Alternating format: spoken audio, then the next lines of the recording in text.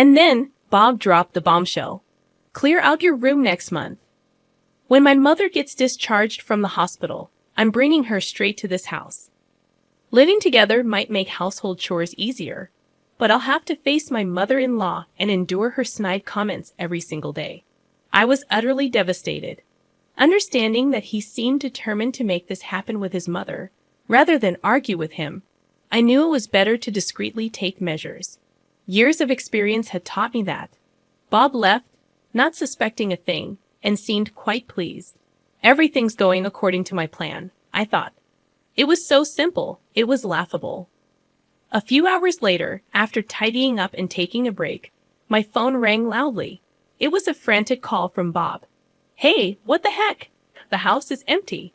I am Catherine Rose, a 45-year-old working mother holding a managerial position at a publishing company.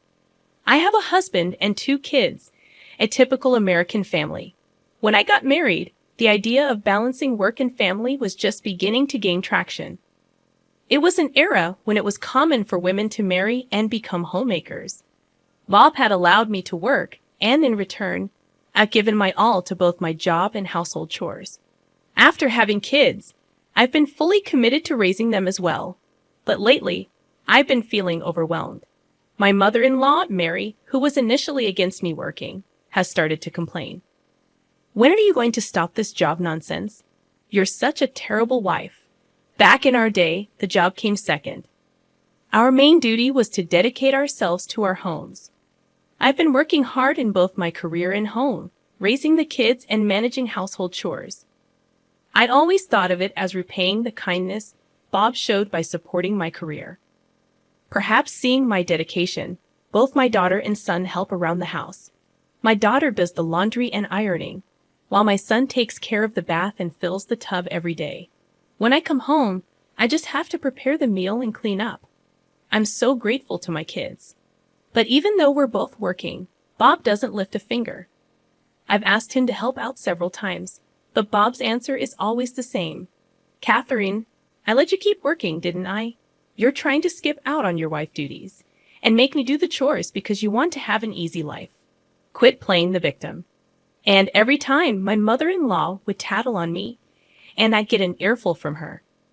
Bob's the breadwinner of the family, you know, and you're trying to make him do house chores. What are you thinking, Mary? This is why it's never good for a woman to work. Be grateful I even let you work. Understand your place. Lately, perhaps she's bored, but almost every night she calls with these snide remarks.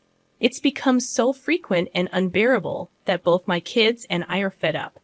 My kids have even started pretending they are needed somewhere else to hang up the phone. Sure, I'd appreciate the opportunity to keep working, but why the constant hostility? I've been the one handling both the household chores and raising the kids. She should understand how challenging it is to juggle both roles. What more does she want from me? Right now, I'm under so much stress, and the only saving grace is that my kids are on my side. The root cause of this situation lies in Bob's salary. Truth be told, Bob's pay isn't that great. It would be considered on the lower end. He had a tough time finding a job and eventually landed one at a small company thanks to a family connection. If he had shown some initiative, I wouldn't have cared about the low salary and would have supported him wholeheartedly. However, Bob got down on himself because of the way he got the job. In the beginning, he used to mutter things about how he should have been working at a bigger, more renowned company. He only ever did the work given to him, never striving for promotions or looking for new job opportunities. Someone truly capable would have studied on the side or honed their skills to find better job opportunities, but Bob didn't. So he only ever got raises based on seniority, and his performance-based bonuses were always the bare minimum. On the other hand, the company I work for is a nationwide corporation with parental leave policies in place early on. While it felt the effects of the economic bubble, it's a reputable company that has managed to avoid major salary cuts. Moreover, I've climbed up to the position of manager, successfully handling a significant number of contracts and projects. Naturally, I earn considerably more than Bob. I'm even covering our kids' expenses, using my paycheck to set aside money for their college funds. I've taken full advantage of the benefits of working for a large corporation. Looking back, it feels like I was living off my savings when I took parental leave for my 2 children and had no salary. With Bob's salary, there's no way he could cover all the living expenses with 2 kids. I don't recall ever receiving living expenses from Bob, and there's no record of any transfers. Perhaps Bob let me continue working because he thought he could rely on my earnings. Lately, I've been thinking about this a lot, wondering if we've mostly been living on my salary. To confirm this suspicion, I looked at my bank book, and it became evident. The rent, utilities, groceries, and the kids' school fees. I've been paying for all of it. There's not a single penny coming in from Bob's account. I chuckled, feeling utterly drained. Bob's salary is completely spent on his hobbies and providing pocket money to my mother-in-law. I've always believed I owed Bob for allowing me to continue working, which is why I've been putting in so much effort with household chores and childcare. However, the current situation is quite different. I'm covering all the living expenses, while Bob freely spends his salary without saving a dime. In terms of supporting our lives, it seems I've become the main breadwinner, while Bob does as he pleases. If I were to leave with the kids, what would happen? Or if I handed him this bank book and told him to leave, would Bob quietly go along with his claim of being the main breadwinner? It's a perplexing situation, and I can't comprehend his perspective. His catchphrase is, "I'm the one supporting y'all. If you've got a problem, just leave." Is he under the impression that he covers the living expenses while spending his salary freely? It's a total mystery. If I, the one paying for everything, were to leave with the kids, what would transpire? Would Bob just quietly go along, sticking to his claim of being the main breadwinner? He'd probably tattle to my mother-in-law. I wonder if she knows about the difference in our salaries. If she did, she likely wouldn't make those snide remarks. Perhaps she thinks Bob is a wonderful son, supporting his family and even allowing his wife to work. If she knew about the salary difference, what would she think? Would she ditch Bob and cozy up to me? No, that's the last thing I'd want. As I contemplate these thoughts, my mother-in-law has an accident at her home and hurts her foot. It appears she'll need hospitalization and physical therapy for a while. With my father-in-law having passed away before Bob and I got married, my mother-in-law has been living alone. Either Bob or I have to take care of her. In a call from the hospitalized mother-in-law, she starts with her demands and continues despite my attempt to explain my work situation. I decide to let Bob handle her, given the stress of being criticized by her for working. When I ask Bob to care for my mother-in-law, he complains immediately. "Hey, Catherine, why aren't you looking after Mom? I'm working too, you know." Despite being his mother, he shifts all caregiving responsibilities to his wife. Holding back my frustration, I reply, "I have work too, Bob, plus all the chores at home. If you'd help around the house, maybe I could visit her more. More importantly, I think your mom would be happier if it was you who came to care for her." While venting stress on a daughter-in-law is common, it's better to approach such situations with positivity. So I keep finding reasons to avoid caring for my mother-in-law. I diligently washed and folded my mother-in-law's laundry, carefully packing it into a bag. If she asked for specific items, I made sure to buy them, even checking the names of the products she requested. Even if Bob took credit for these things and I ended up shouldering the blame, I didn't mind. I just wanted to avoid hearing my mother-in-law's snide remarks. Thankfully, my judgment seemed right. My mother-in-law greeted Bob with a big smile every day. Apparently, for a mother like mine, nothing beats the joy of being cherished by her son. Having her beloved son around must feel much better than dealing with a daughter-in-law she'd want to make sarcastic comments about every day. It seemed like she eagerly awaited Bob's return from work, focusing on chatting with him. She handed Bob a shopping list note, and since the first time she was admitted to the hospital, she hadn't called me. Observing my mother-in-law's smiling interactions with Bob, it seemed he felt like he was being a good son. Even when he returned home at night, He handed me the laundry and shopping notes without any complaints.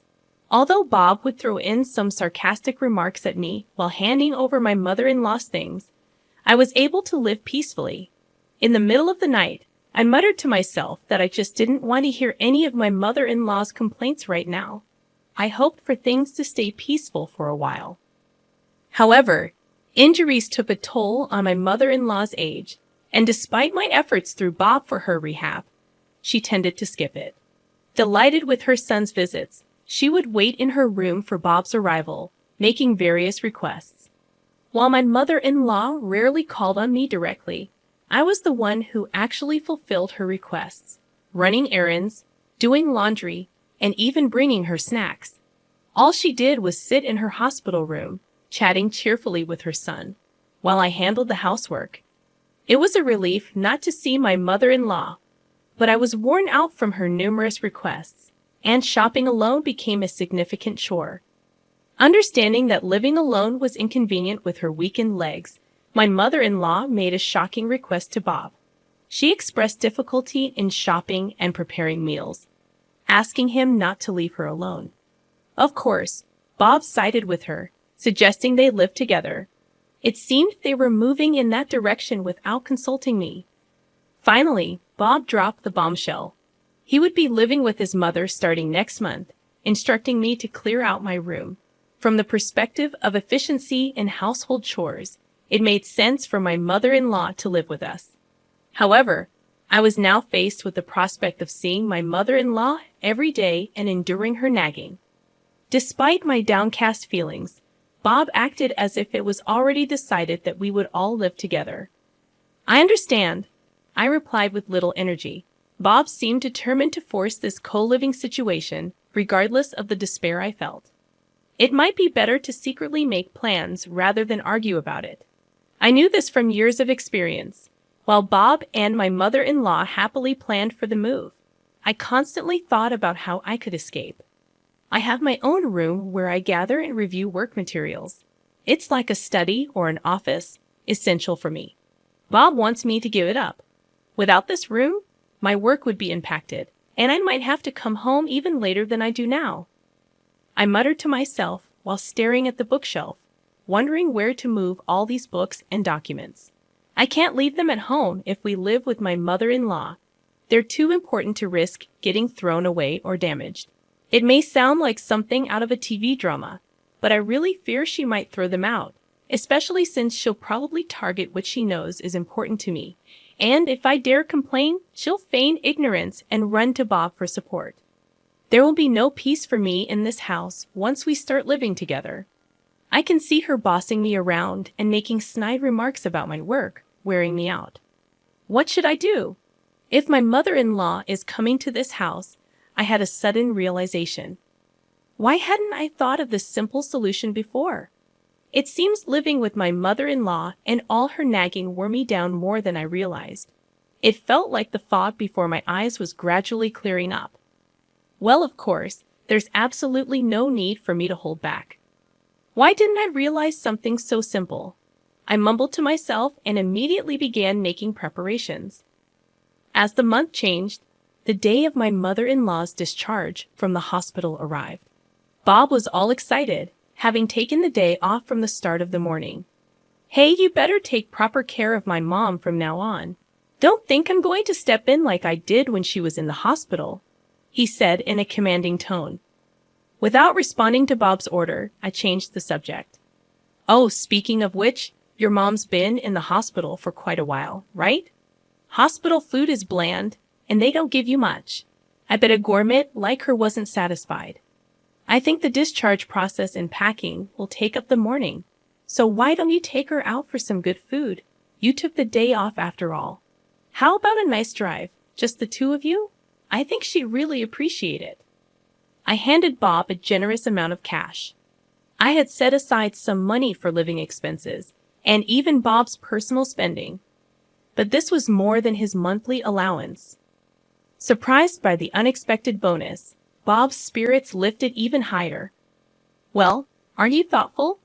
All right, I'll use this money and go for a drive with my mom. I'll give you a call when we decide about dinner. Make sure the house is in tip-top shape for my mom. All right. Without a hint of suspicion, Bob happily left. Everything was going just as I had planned. It was almost too simple. I couldn't help but laugh. This should buy me some time. I eagerly anticipated Bob and my mother-in-law's return as I continued tidying up the house. It was crucial to finish cleaning before they came back. A few hours later, just as I was taking a break after completing my tasks, my cell phone rang loudly. The call came in a flustered tone from Bob. Hey, what's going on? The house is empty. That's right. After Bob went to pick up my mother-in-law, I moved all our stuff to the new house we just rented. Of course, I left some of Bob's personal belongings and a bed for my mother-in-law in the room. Oh, you're back already. You told me to clear out the room, so I emptied both the room and the living room for Mom to feel comfortable. From now on, please enjoy your time with her, I responded nonchalantly, which only infuriated Bob. You've got to be kidding me. The living room and kitchen are totally empty. After all I've done to support this family, how could you? There it was, his go-to line. He seemed to believe that saying this put him in a superior position. How naive. No, Bob. I've been the one supporting the family, including you. Weren't you spending your paycheck on pocket money for your mom and your own hobbies? And yet you demand an allowance from the family budget? How does that make you the breadwinner? Bob seemed surprised by my resistance, but he retorted nonetheless. His argument, however, was nonsensical. Shut it. I'm the man here. I'm the head of this household. You, as my wife, should just do as I say. Now put everything back the way it was. No thanks. I bought all the furniture in the living room and all the kitchenware with my salary. The kids are with me, so don't worry. I also paid for the rent, utilities, and groceries of that house. So, in reality, I'm the breadwinner. Why did you decide to live with your mom without consulting me? I can't live with someone so selfish as you.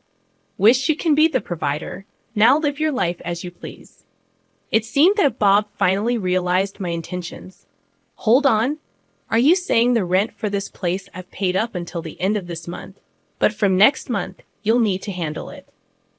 I've also canceled all the automatic payments for electricity, gas, and the internet. So good luck with that. Bob's words probably tipped off the situation. My mother-in-law also started making a racket in a loud voice. How could you do this, Catherine? Just because you have a job doesn't mean you can act all high and mighty. Fine, Bob and I will live here in luxury. Oh, does my mother-in-law not know about Bob's earnings?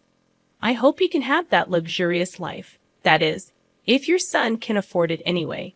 Goodbye. Wait, Catherine. Where are you right now?